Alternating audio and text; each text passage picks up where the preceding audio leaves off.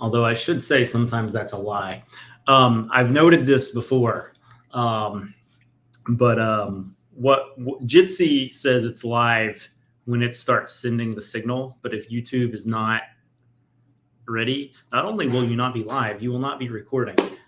We lost some of an episode because of that. So I have to watch the YouTube thing, which I don't have to watch a lot of because we don't usually get a lot of chats. But now's a good time to say, since it's actually working and it is being recorded, that if you do want to chat live, we do have a thing here. I've always wondered if somebody would just like accidentally show up. You know, like there's no like password or anything on this, but we've never had any problems with that. So you know, I always tell people, you know, if you want to come and hang out, then, you know, until it becomes a problem, then I'm gonna leave that open for people to just say, hey, you want to talk to the guest, then just ask your question live, you know. But in any case, today I am speaking with Jason Smith, aka Macedonia, of Both Sides of the Surface fame, which is on Bonfire Media. Is that right?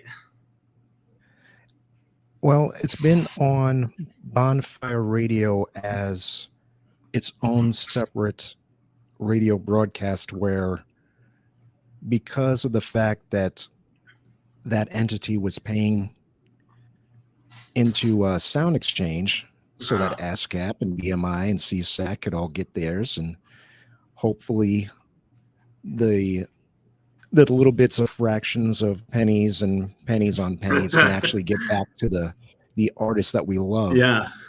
Because of all of that, we were able to play major label stuff, indie label stuff, and unsigned stuff.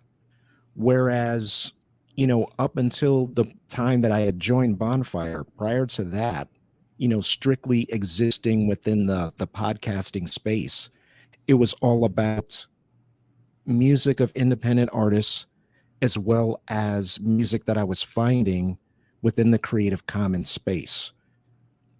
And prior to, you know, and I think the thing that's important to remember is, you know, I started at a time where there were resources like the PodSafe Music Network when PodShow was still a thing.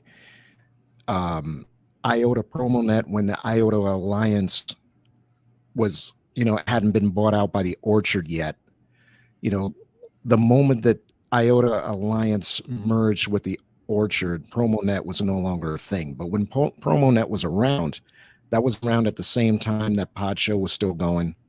And even when PodShow became Mevio, it just meant that the PodSafe Music Network changed the name. It was Mevio Music Alley after that.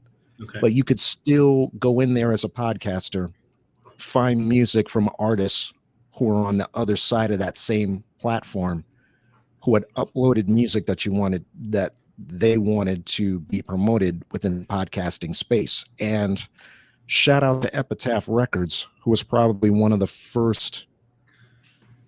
Yeah, they were the first indie label that just uploaded crazy amounts of music. So it was like mad Bad Religion in there. Yeah, and when was that? So that would have been about, I want to say 2006, 2007. So the reason I ask is that Martin Grober, who used to be, or I probably butchered his last name, Gruber, I don't know. Martin, he was the community manager. I don't know what his title was, but the community guy, the guy I talked to over at Jamendo, and he left Jamendo to go to Epitaph. But that was like way after that. So, but you know, that having some idea of how to make music from, you know, giving your music away might have been one of the reasons why Epitaph wanted him to come along and help with things. There is, you know, like Kill Rock Stars, which is arguably not a punk label. I mean, they've got Five Fingers of Funk is on there. The War Horse I don't even know. I don't know if you've heard. Have you ever heard the band The Warhorse before? I have not. I have not. I think I actually have. I have one of their tracks. This was not planned. We just kind of got talking about labels. But Kill Rock Stars is one of those like indie pseudo punk labels that's at least Creative Commons curious, because the Warhorse was doing Creative Commons stuff, and then they signed and they stopped doing Creative Commons. But then Five Fingers of Funk is still doing Creative Commons. So I don't really know what their deal is. That may just be the Warhorse may have like sometimes bands don't always know what they're doing on Bandcamp. Like they're like, oh, it stopped being Creative Commons. I don't know why. I don't ask too many questions about that kind of stuff. I'm just like, whatever. It's not Creative Commons anymore, unless it's somebody I know. Like I know Ty. Ty's actually going to be on the show in March. Ty Christian from Lords of the Trident, who I think his stage name is Fang. They have a Fang in their band. They all have stage names, but he's Ty to me. But they stopped being Creative Commons. It was like, yo, what's up with that? And I kind of had an idea that they were searching. We talked about having them on Block Sonic. They really wanted to do the releases in Japan thing. And in Japan, the way that works, and you may know this, but for anybody who doesn't, if you're going to release physically in Japan, you have to have Japan only tracks on there. That's why there's so many, like if you go on eBay or whatever, you can find albums that and then it's the Japan edition, and then there's like 2 additional tracks or whatever. I don't know exactly what those rules are, but basically the Japan edition has to be different. That's a law in Japan. And they were like, and so Ty was like, yeah, we really want to release in Japan. I don't know why Japan was his thing, but so he went with a label where that was going to be something they could do, and that was not something we were set up to do with Block Sonic. But anyway, it does happen from time to time. All right. What we're going to do is we're going to finish that thought that I interrupted you on, and then we're going to play this track from the Warhorse that I actually had. I want to see what you think of this, guys, because these guys are crazy. But anyway, this is good. So we were talking about Epitaph. Right. And that's really interesting, because I did not know at all that about a potential tie between Epitaph and Jamendo. So that is extremely interesting to me. I would have found out about the PodSafe Music Network early on, late 2005. Radio BSOTS got started as a podcast summer of that same year, then August. By the fall, because of the fact that I was kind of getting interested in what Pod Show was doing, the first podcast I ever would have listened to would have been Adam Curry's Daily Source Code. Okay. That was at the top of the Pod Show food chain as far as podcasts were concerned. From there, I started getting into other shows within that network. Shout out to Angie B of the Chillcast. Shout out to CC Chapman, who would have had the first music podcast I ever heard, which was Accident Hash, which led me over to a guy, God bless him, the crazy Canuck known as Julian Smith, who had a show called In Over Your Head. I went for the rants, and I stayed for the music, because he was playing a lot of underground hip hop and electronic music that I was really into. And it was because of his show that I really said, okay, I think I found my place within all of this. So paying attention to Pod Show eventually led me to the fact that they had this resource called PodSafe Music Network. And then when Epitaph got in and started uploading all this stuff, all of a sudden I could play Tricky, I could play The Coup, I could play a lot of stuff that they had that was on their label, and at the same time find some other things just by constantly digging in there at least one day a week to find stuff on the show. I mean, it got to a point where I was able to do artist label profiles. There were a few net labels around that were uploading stuff to the PodSafe Music Network so that, they could, in a sense, extend their reach in terms of who they were able to get influence as far as, where else they could place their music. So when you had things like PodSafe Music Network and IOTA PromoNet at the same time, I would like to think that both the artists and the podcasters were getting what they wanted. Artists were able to have another outlet in order to get their music out there for a platform that was willing to take a chance on them. And we as podcasters were able to download that music, share it with our audiences, report back to places like the PodSafe Music Network, and let those artists and those labels know when their song was played, on what show it was played, when the show would have first hit the internet, all of those things. So there was a give and take, a share of information that I thought was really important. As far as my involvement with Bonfire has been concerned over these past 8.5 years, it was really just an extension of what I was doing within the podcasting space, just that I was able to play a little bit more. I was able to play more as far as music was concerned, and really be able to take a number of unsigned artists and indie label artists and mix in the stuff that I loved from major labels and have it be all in one space. No discrimination against anything. I was able to do it without boundaries. I was able to play the music without boundaries. Though being within the podcasting space was important for me to be able to understand how to be able to color inside the lines, so to speak, and still present something that was diverse. It's like, okay, you can't play this music over here, you can't play this music over here, but you still have this huge, vast, you still have choices. Right. You have more choices than you think you do. Shout out to the Bonfire family. We actually finished up our programming run on December 30th of last year. That was our last day of programming. This year is really just about preserving the legacy of Bonfire, letting people know what happened there for the last decade, ever since January of 2013. So the website's still up. It's just that, there's no longer any live programming being done. That chapter, that season has concluded, but we just want to make sure that we preserve the legacy on the website, slowly but surely throughout the year, letting people know what the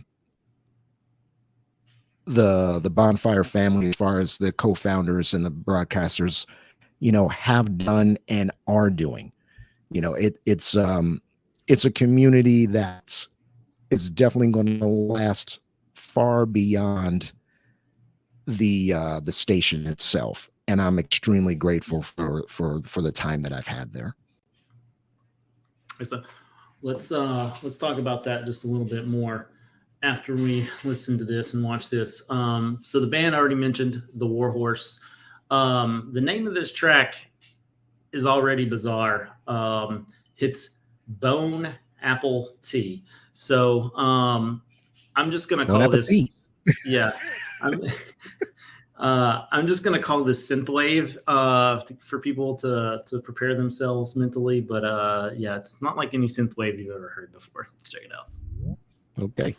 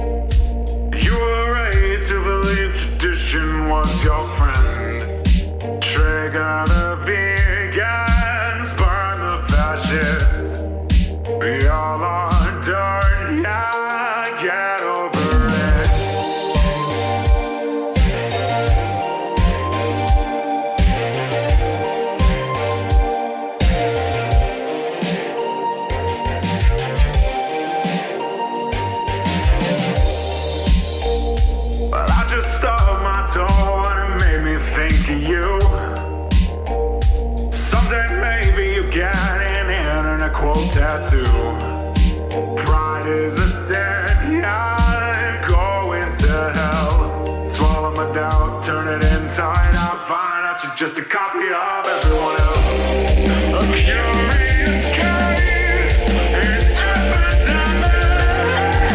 What will it take to realize your life ain't worth shit? A curious case, 'cause you come in despair. There's no road through the woods, and this joke is wearing thin.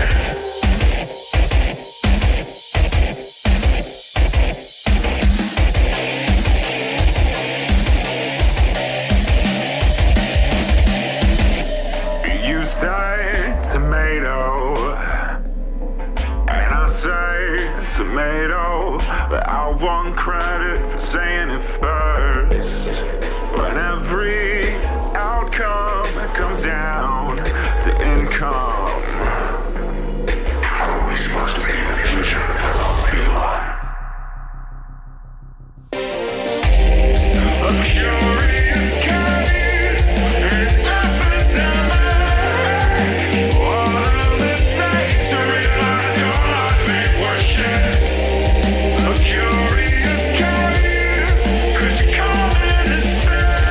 There's no road through the woods, and this joke is wearing thin.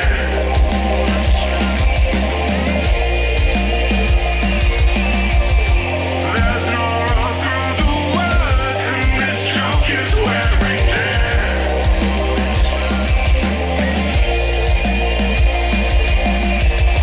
There's no road through the woods, and this joke is wearing thin.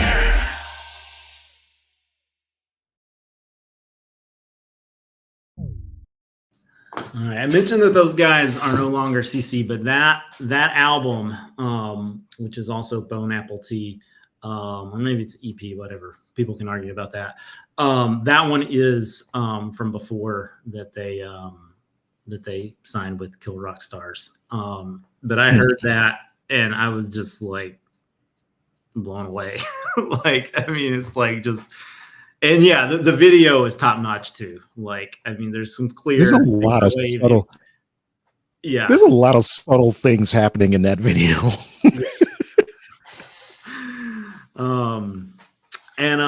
The dude is like, this is both. I could see how it's like off. It would be off-putting potentially to people, but I thought it was great. But the band Twitter, which I closed my Twitter account, I couldn't deal with it anymore. But the band Twitter, back when I was on Twitter, I don't know if they're still there. They're in LA. That's where they're based. I assume that's where the video took place. And their Twitter is basically, I'm assuming the lead singer, but I don't know. Maybe it's the guy that we never see. Just bitching about how shitty cycling is in LA all the time. That is all the Twitter is. And then every once in a while, it's like, oh, we released a new album. And I just think it's hilarious because there's like zero, there's like, the identity is like fully just like his account. Like, he's not trying at all to make it a band account, which again, I could see being off-putting, but he clearly just does not give a shit. So that's where he's at, and I thought it was great. So, Nice. But yeah, like I guess he cycles. I don't know, I can't remember if it was his videos or what, but you're all the time seeing like cars like turn right in front of like a green light for a cyclist. Like that was like half of the Twitter feed is like, why? What are you doing? You're gonna kill somebody. So anyway, as a cyclist, I appreciated that. But yeah, it wasn't what I expected when I started following their Twitter account. In any case, I asked, or I said actually that we were going to talk a little bit about the bonfire thing. How do you feel about the closing? Is this a good thing, a bad thing, just a thing that is, or? It's a thing that is. I do think that by the time December 30th came around and we were in our final day of programming, I think my mind, my soul, my spirit was finally in a place to accept the closure. Yeah. We had known, the present broadcasters had known that this was going to take place since about April. We had a Zoom meeting in April of last year, and that's when the word first came down.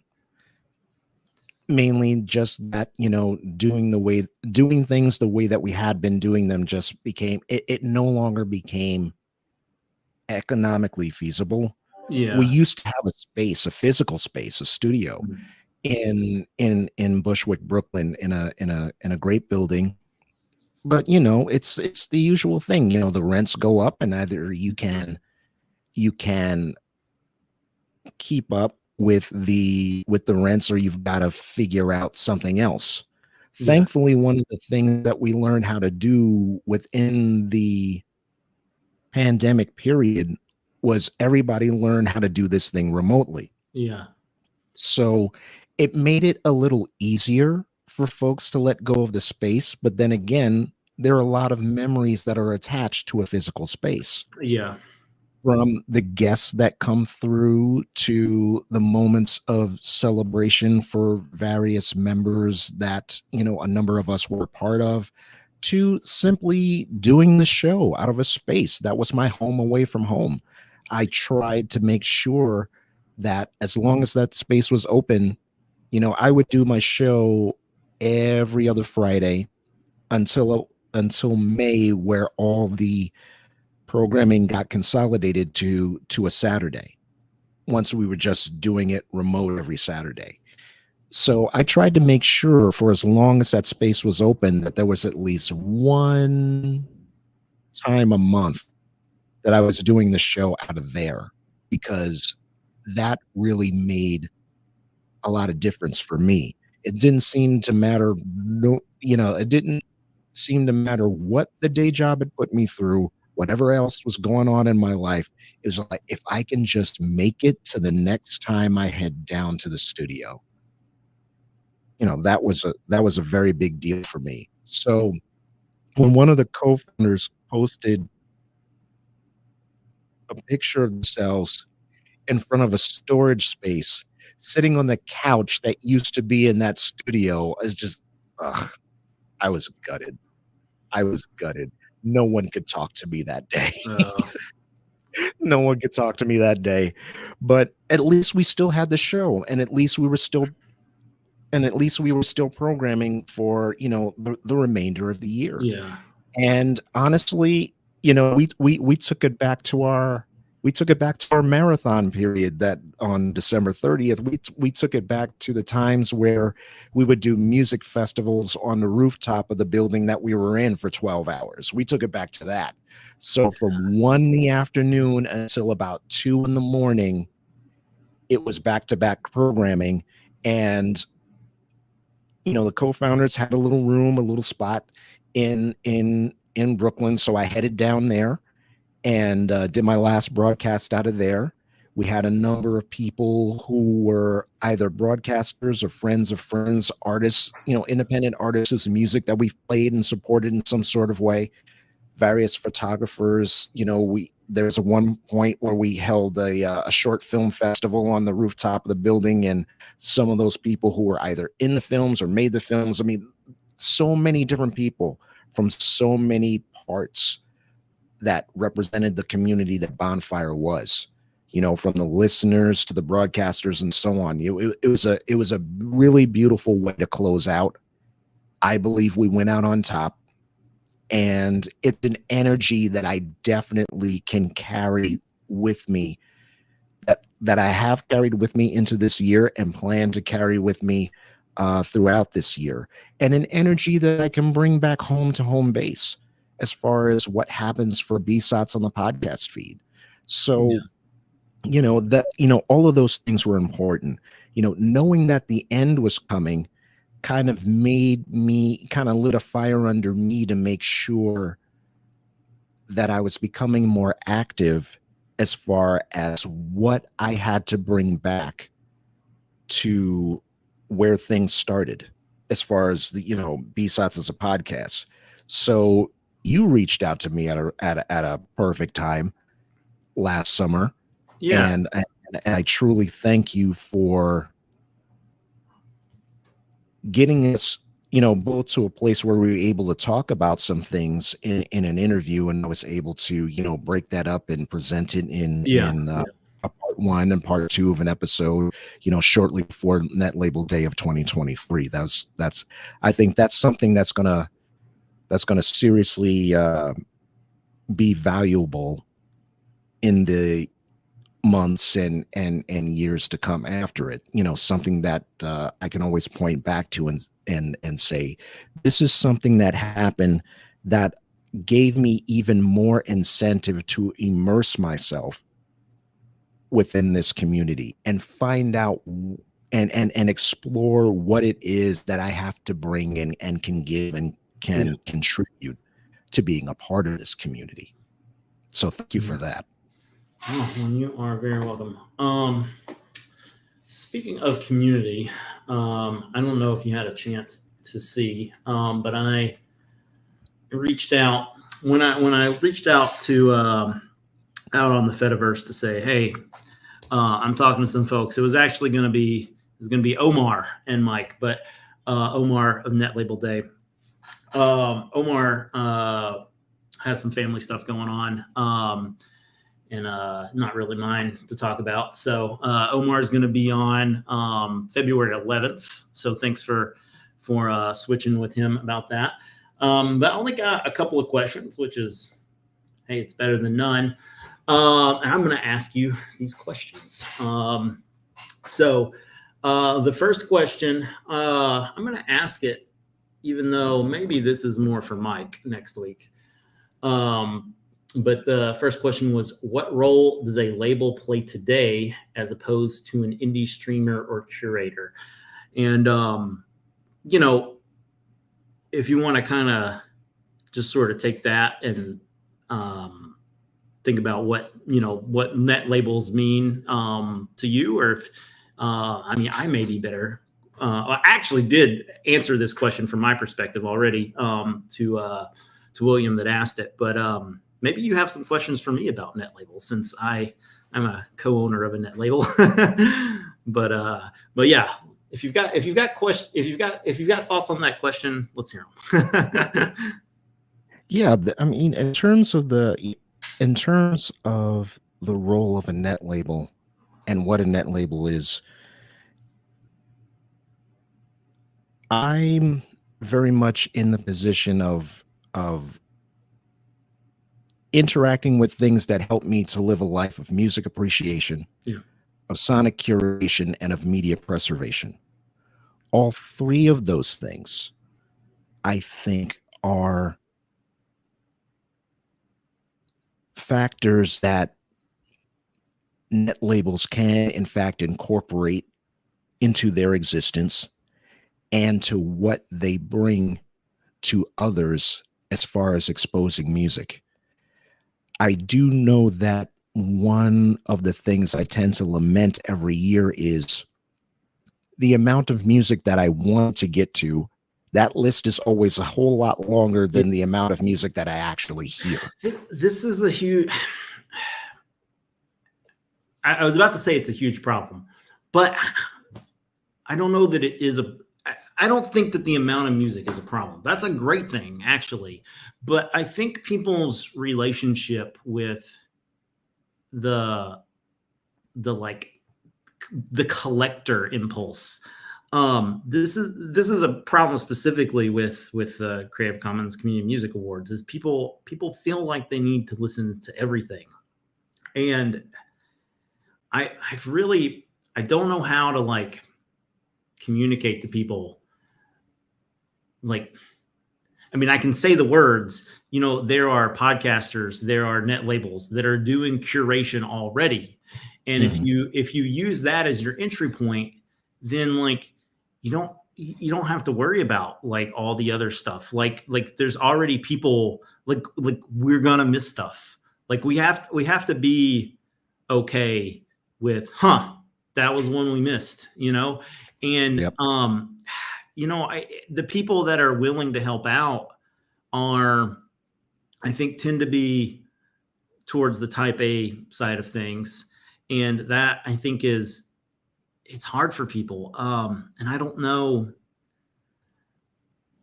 how to communicate that like to people. It's like, just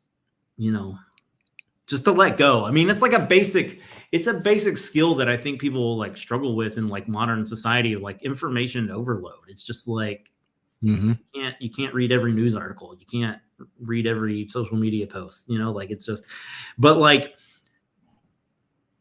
just like completely giving up doesn't seem like I'm not even going to try because I know I can't succeed. Also, that doesn't seem like satisfactory to me either. And like, I feel like we run through a lot of folks, the judges, they get burned out because like they feel like every year that they failed. And I don't know how to communicate to people that like what they're doing is appreciated by the community, and like it's okay. Like I don't it's know. really like good that we need having, a coach. yeah. We need a Creative Commons community coach. simply within the boundaries of accepting the fact that it's okay not to get to it all because you were never meant to get to it all. A lot of the times we don't find music, it finds us. Right. And it finds us at the time, more than likely, when we need to hear it. And sometimes the music that we come across isn't necessarily for us. It's for us to share with the person that it is meant for. So there's also that aspect.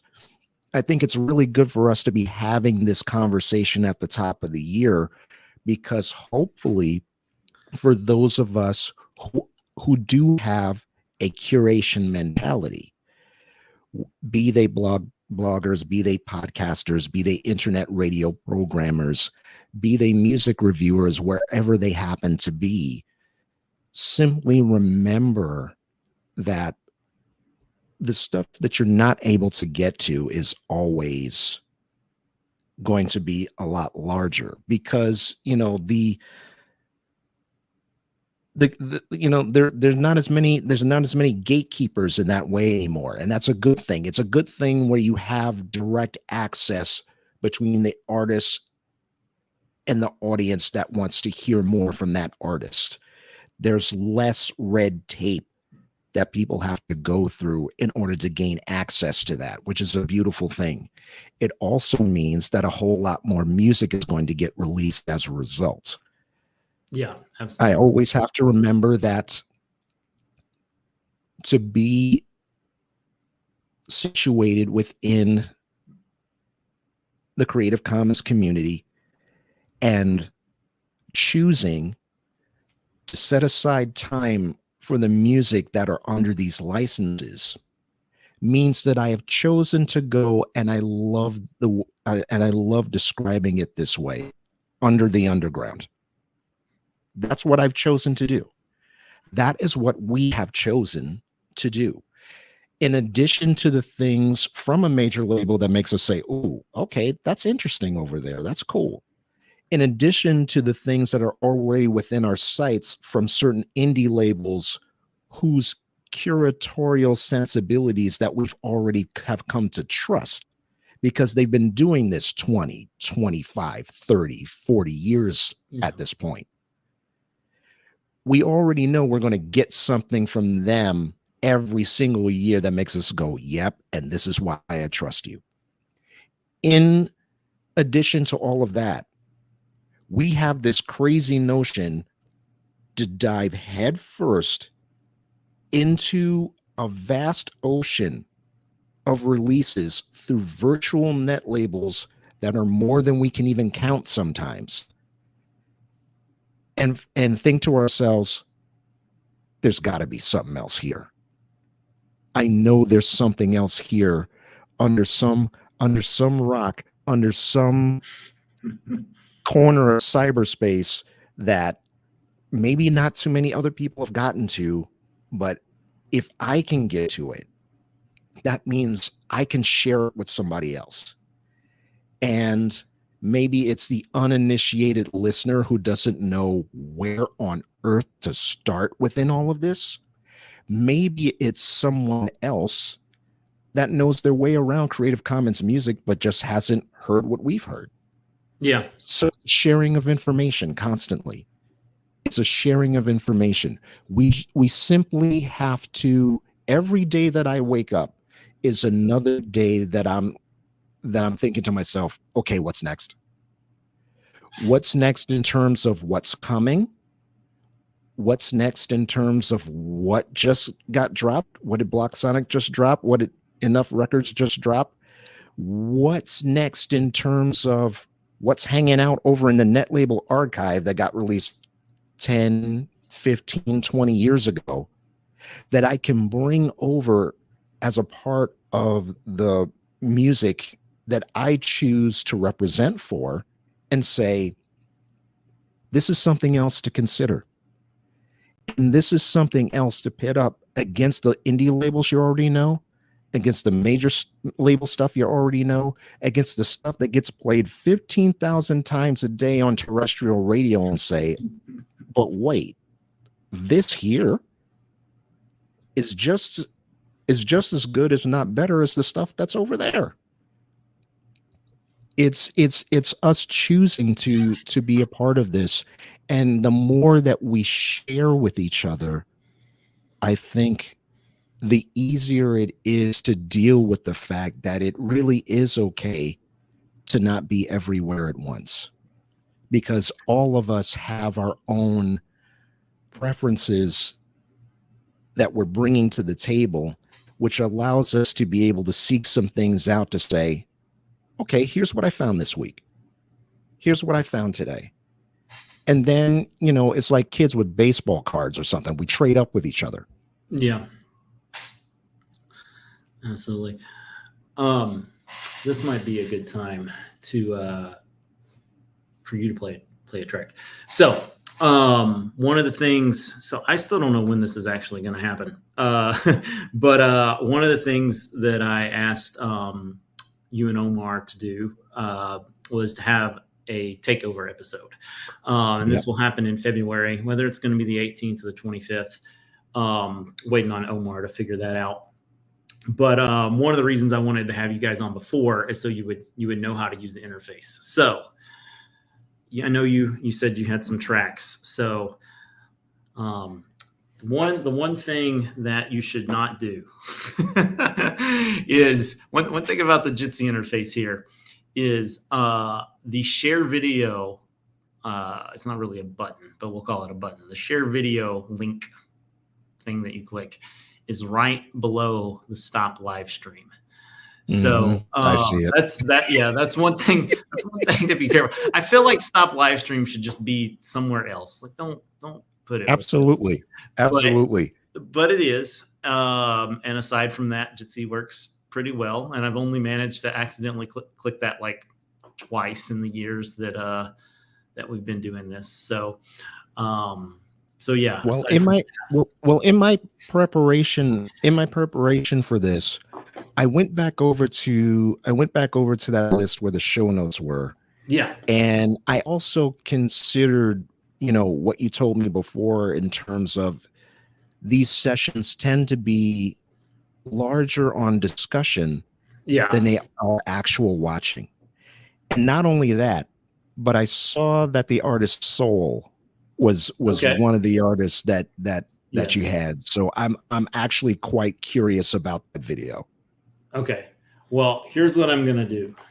I'm going to make you put it in there and make your life slightly easier. I'm going to put it in the chat. That way you don't have to go to the show notes. But that's the link for the Soul and DJ Payne video.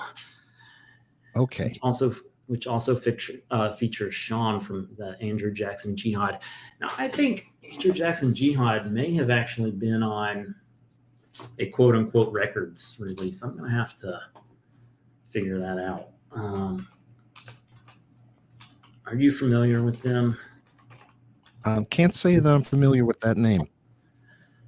They're like a folk punk band. That's what we'll call them.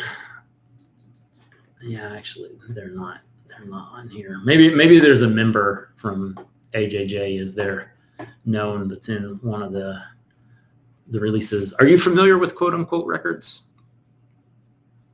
Quote unquote. So the reason, so this is a good one for you to know since you like the stuff on Epitaph. This is Jeff Rosenstock's net label. So Jeff Rosenstock has an actual label called Really Records, whereas the digital stuff is quote unquote records. Ever since that Jeff's sort of solo career has taken off, the net label is really not putting out a whole lot, but there are some absolute gems on there. There's a band by the name of Antarctico Vespucci, which has Jeff in it, which is, I mean, there's a lot of great stuff, but like if people wanted to go to quote unquote records.com and check out one band, if you're into like the poppier side of punk, then Antarctico Vespucci would be the one. And if you are into the heavier side of punk, I would say that Choto Ghetto would be the one to check out. So there's a lot of great stuff, but those are the two that I'd pick out for folks to check out. But yeah, all the Bomb the Music Industry stuff is there, which for anybody that doesn't know was Jeff's band before he did solo stuff. And then all the Arrogant Sons of Bitches stuff is also on there, which was his band before Bomb the Music Industry. So okay. Nice. We had on the guys from Choto Ghetto on Music Monument, and we had on, I think, the Wild. We stalked this their list for people to talk to. We never got Jeff on, but Laura Stevenson was actually she was willing to come on, but I think she's a touring musician, and we recorded on Friday nights, and it just never worked out. But Laura was like, "Sure, I'll talk to you guys." So, but anyway. So all right, so I've got the so I've got the link. If I could I guess I'm just clicking on this and then sharing. Yeah, click on share video, and then you drop that link in the little bubble that pops up, and then you press share when it lights up. Okay. Share video. Aha. I see, said the blind man. All right. We're going to share.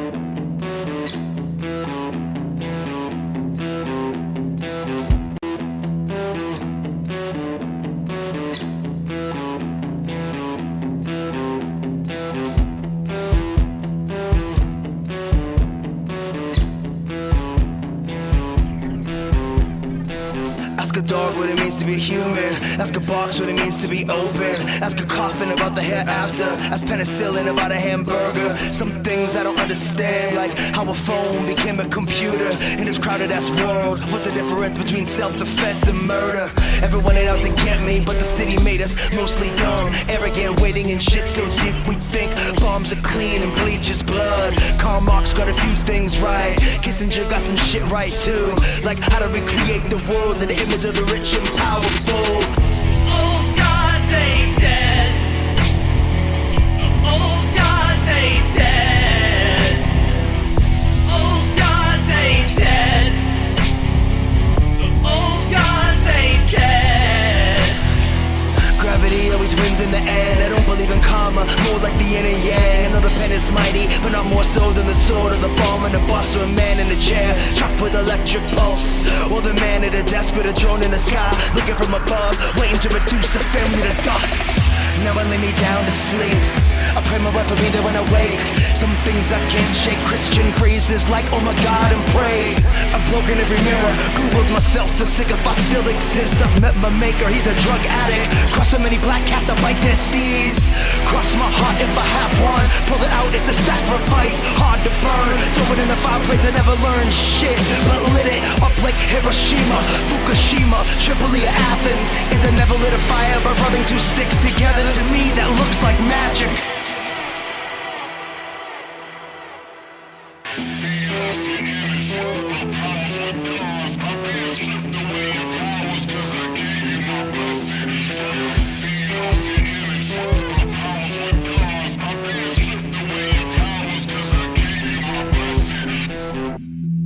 God is a concept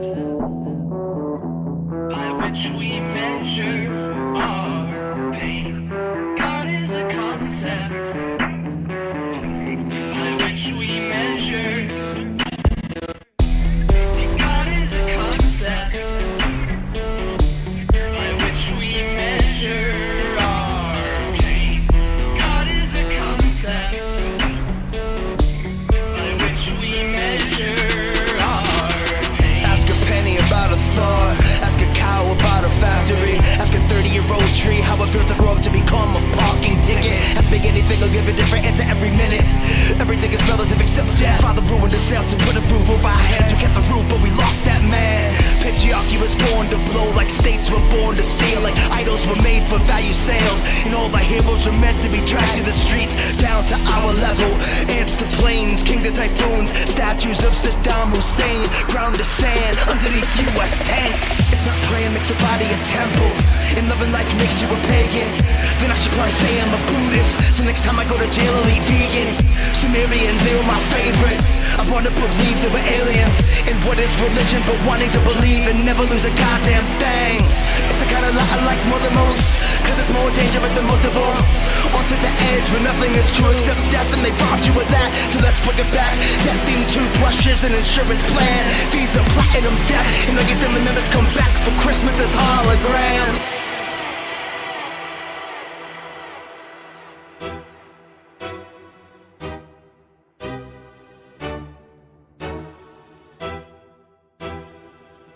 Old gods ain't dead. Old gods ain't dead. Old gods ain't dead. Old gods ain't dead. Old gods ain't dead. Old gods ain't dead.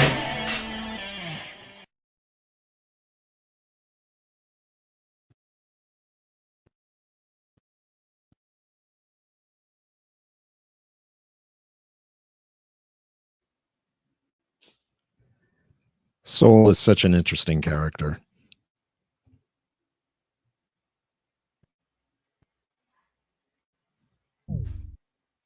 There we go. I wasn't able to unmute, which might be a new we'll call it a feature. During while you were playing the video, I wasn't able to unmute, so I couldn't tell you to stop the video. It'd be nice if it kind of just dumped you back into back here, but it doesn't. So. All right, getting the hang of things slowly. Yeah, but surely. yeah. I see. I get gist. I see the idea. It works, but you can't run off and go get a snack if you're the guy who played the video, or you can, but No, you just gotta run back when it's over. It is not the classic college radio put on a bathroom run song and come back sort of. Although you can't. One time, usually, so we used to have, when we had a lot of people that would show up, or several handful of people that would kind of rotate through. We had a rule that videos couldn't be over 5 minutes. So, but one time, so what in the way that it used to work is that for a long time, I don't know if this was a YouTube thing or a Jitsi thing, but the videos would end in 1 hour and 52 seconds. I don't know why 52 seconds. It surely had something to do with like an actual like bit number or something, but whatever. Now we're in 52 seconds. So what we would do is we would sort of get ready for the end of the track. And then if we had like a long track to play, we would play it at the end. And that was just sort of a teaser. People could go and find the long track. But I remember one time I played a track by Moon Worshipper and it has like a full video to go with it that I think it's 13 minutes long, but I could be wrong. I gotta find that. It might be longer than that. Let's see here. Moon Worshipper. So this is on Hypnotic Dirge Records, which is one of my favorite labels, but it is not a label for the faint of heart. They say that they are they've been active since 2008, so quite the back catalog of Creative Commons music there. But it's black metal, doom metal, and I don't know why that they separate this out, but it's black metal and also depressive suicidal black metal. So if people are not familiar, that is a well-known subgenre of black metal, often referred to as DSBM. So if you ever see that. The other thing, if people are new to the black metal scene and they let's say you go to Hypnotic Dirge, you're like, oh, there's actually music here with all this screaming. I could get into this. There is another thing called NSBM, and that is probably something you want to stay away from. That is National Socialist black metal. And yes, there is a part of the scene that is just like, hey, Nazis are like, people hate them, so let's just do Nazis. So because we're trying to be as like hate-filled as possible. This is a black metal thing, but there are actually like real Nazis too, like Burzum, and like it's all tangled up in like paganism and stuff. But like, there's a real thing in the black metal scene. These guys are not that. So just to be very clear, but you're gonna if you're not careful and you start treading into the black metal scene, you're gonna come across it. It's gonna happen. And people can read all about Burzum on Wikipedia if they want. He killed a bunch of people. Well, maybe he just killed one person and burned some churches down. Whatever. He's not a very nice person. Yeah. But because of this historic National Socialist black metal, there is also red anarchist black metal. So you'll see RABM as well. So lots of fun and excitement in the black metal scene. but Hypnotic Dirge is a safe place. So go and check them out. But maybe don't search for black metal on your work computer. We'll just leave it at that, because you don't know what you're gonna find. So I'm sure I mean the same could probably be said of like in other ways, and like there's probably like hip hop musicians that you don't want on your work computer too. Like there's just like certain, like Josh, did you listen to the interview I did with Josh from Louis Ling and the Bombs? Louis Ling and the Bombs? Yeah. Oh yeah, that was a great one. So Josh said he has to be careful of bringing hip hop musicians into his studio, because where he's at, they're all like associated with like real ass gangsta rap. Like that's like he's like, I can't like, I have to be really careful. He's like, I like hip hop, but like that, just where he's at, he can't be involved with it. So, it's a different thing, but you're gonna have people that are there are people in every scene that are assholes. I think that's what you can really basically what basically yeah, exactly. So I don't know how I got onto my black metal rant, but yeah, Hypnotic Dirge, they're awesome. Moon Worshiper. That's why. Yeah. So the video is, I was right. It's not 13 minutes. I must have played a different one that's 13 minutes. It's 25 minutes. Oh, this is why I said 13. The name of the track is 13 Full Moon Nights of Doubt. Now it's a good video. People should go and check it out. It's kind of got like a folk metal sort of vibe going on with it. So if you're into that, go check it out. Yeah, that's all I'll say about it. We're not gonna watch all 24 minutes of it here, but people should go check. It's like a short film at that point, basically, you know. So, yeah, so that's a thing we used to do.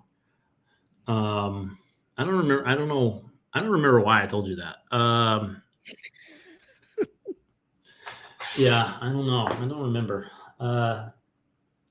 Whatever. We're gonna move on because I really just don't remember it all how I got there.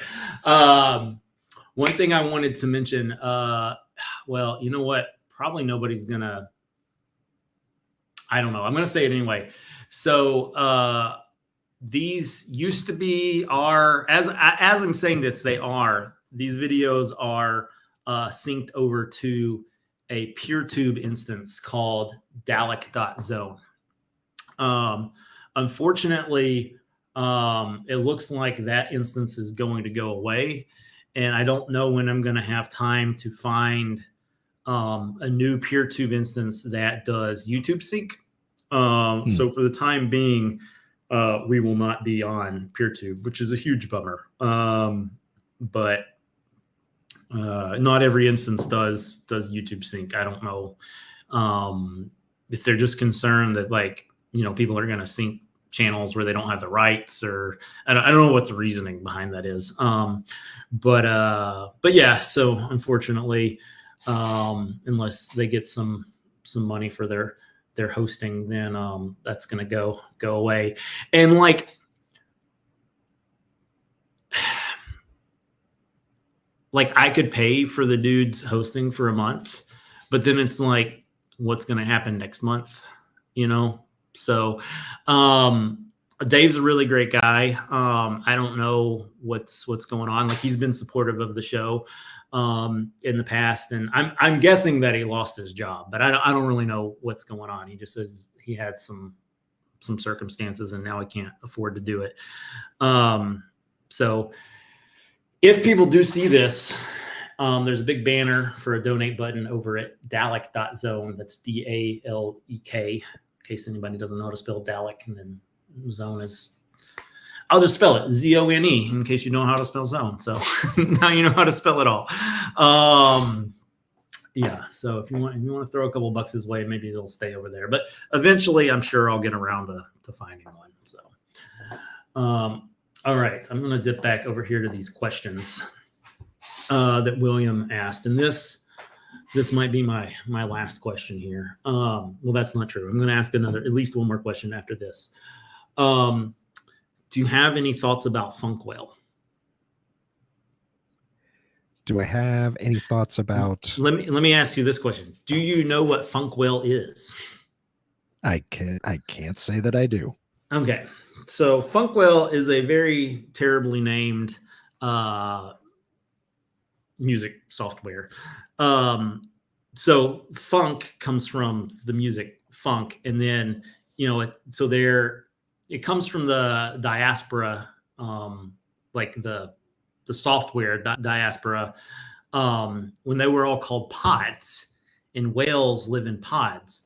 So you have the funk music, and then the whale. It's like guys, you couldn't just call it like I mean, I guess it's kind of a play on like iPods are music, and like now there's like it's like, okay, if you're in on the joke, I guess it's cool. I don't know. I feel like a different music could have been better, because funk is also like something you call something that like smells bad. Like maybe it could be like jazz well or something. Like I like funk music, but I feel like maybe if you don't know what you're getting into, it's not the greatest one to name your software after. But anyway, okay. So you have a homework assignment, as does everybody else watching. Go check out what Funkwell is. At some point, I'll have you on again, and I'll ask you the same question. So there will be a test. So I'm always down for the homework assignment. So yeah. Yeah. So the question comes from like, I'm just gonna say the Bandcamp fiasco. That could mean lots of things because Bandcamp has had a number of problems. And I feel like, oh man, that's just, you know what? Mike and I will have that conversation next week. That's gonna turn into a long rant, and I don't want to keep you too long, but just know that I'm definitely gonna stay tuned for. I mean, granted, I saw that Mike was coming up in the the schedule, so I mean, I was gonna watch anyway. But right, yeah. To hear you two get in on Bandcamp and what the possible alternatives are, if we can even see some sort of music co-op thing come out of all of this. I mean, who knows? Well, who knows? So one thing,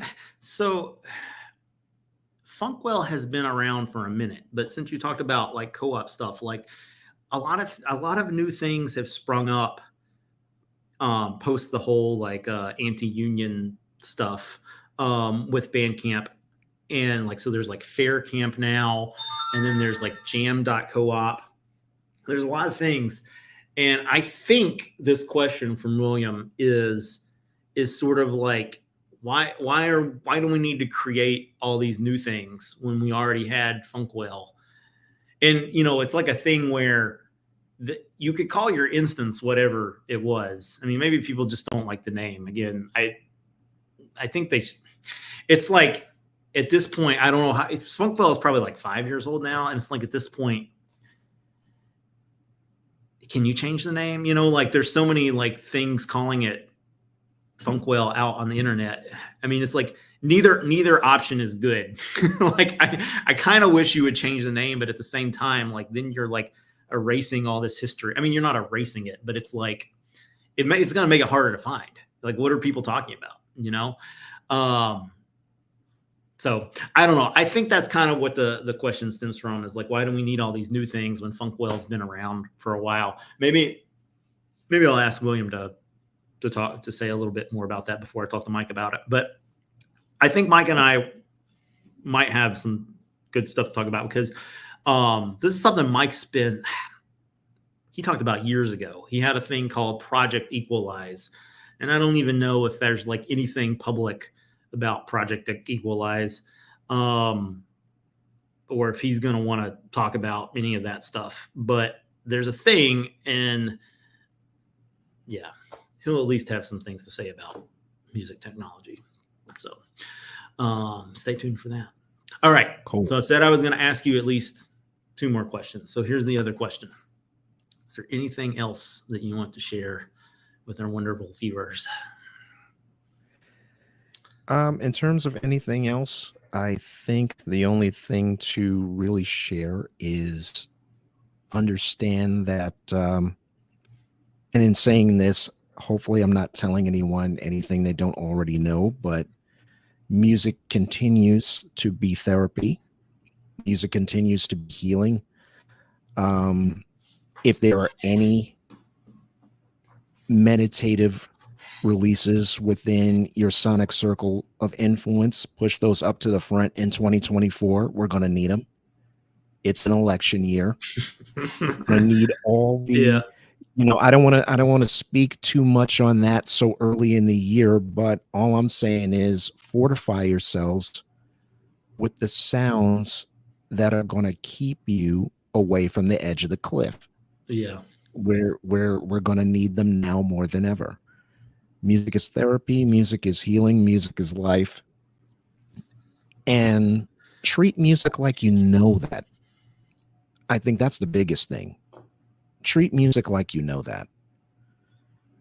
far too many times, I think the reason why music has been devalued the way that it has been is because people treat it like they really don't understand that blood, sweat, tears over the course of years, not just weeks, not just months sometimes, but there could be people who've literally been working on a thing for years and years, and it finally comes out, and the first thing out of somebody's mouth who's interviewing them about the thing is, so what's next?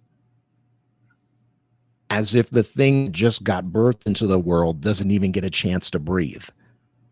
Yeah. That's an issue. That's an issue. So if people are doing that with major label stuff that deserves to be heard, major label stuff that is kind of amazing that it actually made its way through the machine because people can actually feel something genuine from it. And if people are treating music from the indie artists that we love that way, who've been desperately, whose only crime against humanity is trying to make their living in this broken world off of something that they love. Sometimes I wonder what chance does the things that we listen to under the underground have. But I think if a number of us, as we were talking about before, rally around the things that we believe and continue to share them, that sort of energy gets multiplied after a while. There's an exponential factor that happens in the ripple effects of what it is that we do, even when we think that no one's listening or watching. And that's the energy that I'm taking with me early on into 2024, and hopefully the parting words that haven't been too rambling from your guest today. Well said. Well, thank you, Jason, for joining me today, and thank all the viewers for joining us. And as I don't always say it, but I often say it, I'm going to hit the stop live stream, and then we're going to enter crime time.